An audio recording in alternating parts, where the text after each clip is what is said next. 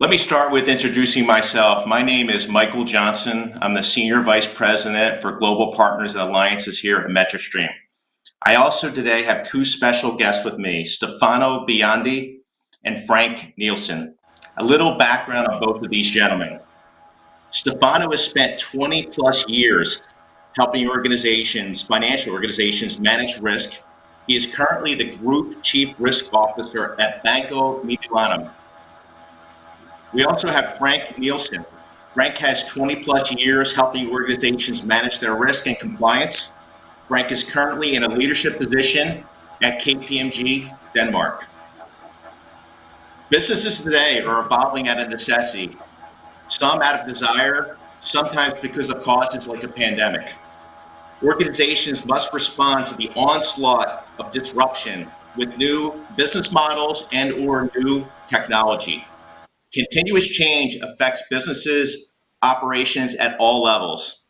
Customers are demanding real-time interactions, regulators are applying increased pressure, and governance stakeholders are requiring increased assurance, which leads us to today's topic, how to drive GRC across the lines of defense. I'm going to start with our first question for Stefano. Is it practically possible to have a streamlined approach to GRC across the three lines of defense? You are everyone. Michael, thank you very much for this question. This is a really, really good question because today, to have an integrated and streamlined approach to GRC is not a nice to have anymore. It's a must have. It's something that each organization must have. I mean, in the past, risk management was seen really as a bunch of quants sitting in an ivory tower developing models. It's not like that anymore. Risk management is a service to the business. Is it a contradiction? Not at all, because once you achieve your regulatory compliance and risk management and compliance are there together with the business and the third line of defense, internal audit, to actually make sure that you achieve regulatory compliance, you can actually perform better as a business. So the organization which share this kind of line of thinking perform much better on the market. So yes, it is a must. It is something that must be achieved to improve the business. Stefano. Frank, what are the challenges in achieving this? Yeah, so the challenges start with finding the balance. So the different functions have to work together, but they have to respect their different roles. They have to maintain their independence.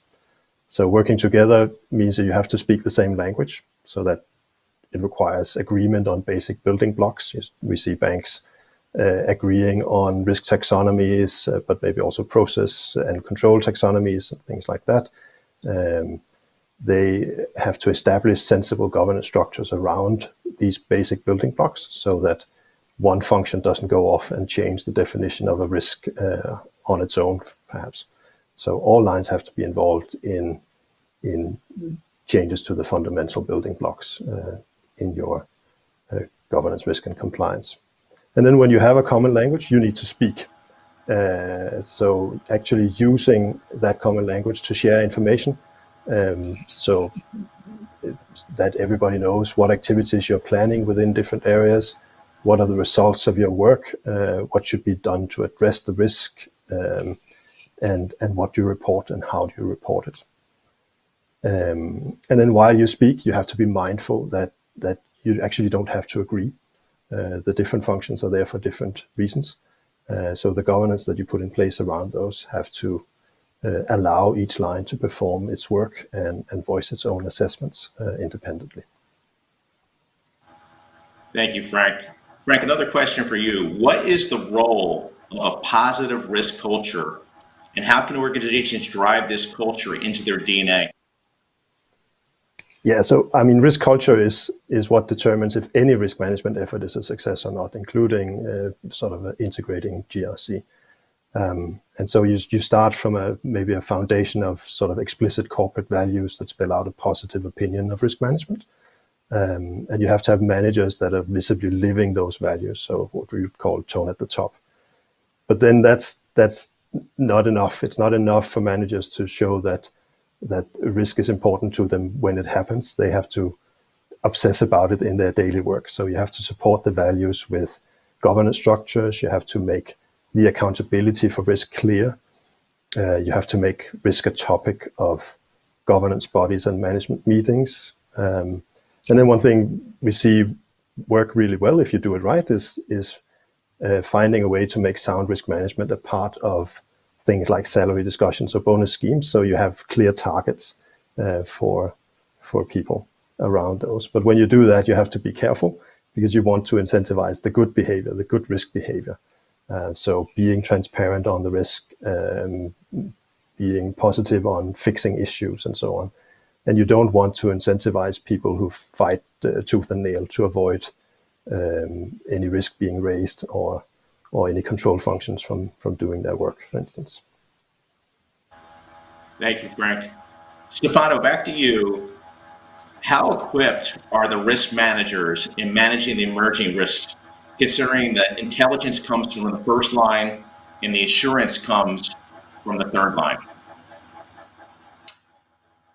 You see, Michael, the thing is, there are two levels here. Okay, risk managers are equipped as far as the organization is equipped, first of all. Okay, so I fully subscribe to what we were just saying about the risk culture. It is fundamental that a risk culture is widespread within the organization. So that's the first thing. The second thing is your risk appetite framework must be clearly set, clearly defined, and must be in line with your business objectives, with your business planning. You see, typically, the typical steps of setting up a risk appetite framework are the steps that each organization, each financial institution must follow in order to achieve, a coherent approach to the business activity. You identify your risk profile, your risk appetite for each different risk that you have identified as relevant to your organization. You align that with the business activity, or even better, you align the business activity to the risk profile that you have identified.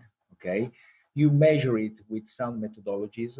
Okay, you control that against limits that you have set. Okay, and you then act together with the business to mitigate eventually, risks that are tending to go out of control because there is a deviation, from in terms of business activity from the target that you set in terms of when planning for it. But that's not enough. That's not enough. The other key word here is flexibility. You need to have flexibility in your organization, in your risk management team and infrastructure. And let me say today, even more important, IT infrastructure, because data analysis, the management of big data and all the techniques to actually analyze big data, including artificial intelligence, are now part of the toolkit that each risk manager in a successful organization must use to drive the business to achieve their targets.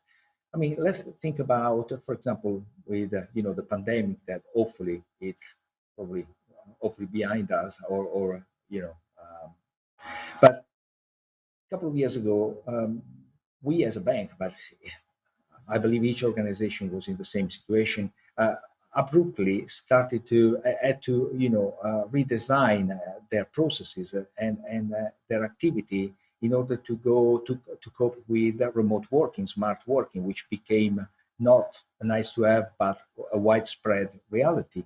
That introduced quite a high degree, for example, of IT risk, which had to be monitored and controlled and mitigated in order to avoid problems to the organization. This is just an example of an emerging risk, which was probably not as high in the priorities when setting the risk appetite framework of the bank, but has become suddenly one of the top risks that had to be mitigated, together with the credit risk associated with the performing credit going bad because people lost their job or stuff like that. So just examples of how priority change and how the organization must adapt with flexibility to this type of challenges. Stefano, thank you. Frank, how can technology enable sync between the lines of defense?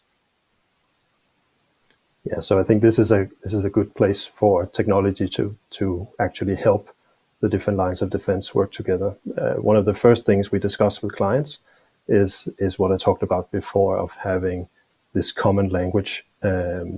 So finding things like taxonomies, playing rules. How do we define risk? How do we define controls? That kind of thing.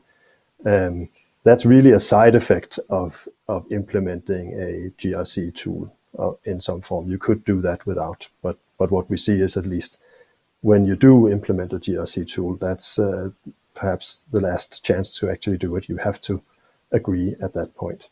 And that in itself brings a very good benefit for the three lines of defense, because then they do actually start to understand each other a little bit better than they would have otherwise.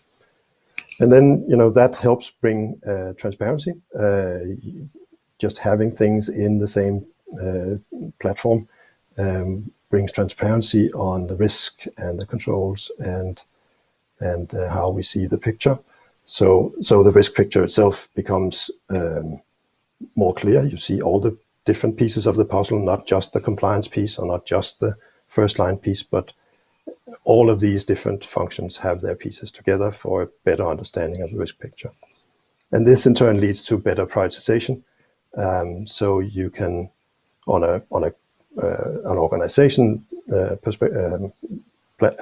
perspective, you can see which activities to do, how to avoid overlaps between the different functions. You can have a better conversation around which risks needs to be addressed with controls, and which controls should be tested and how they should be tested.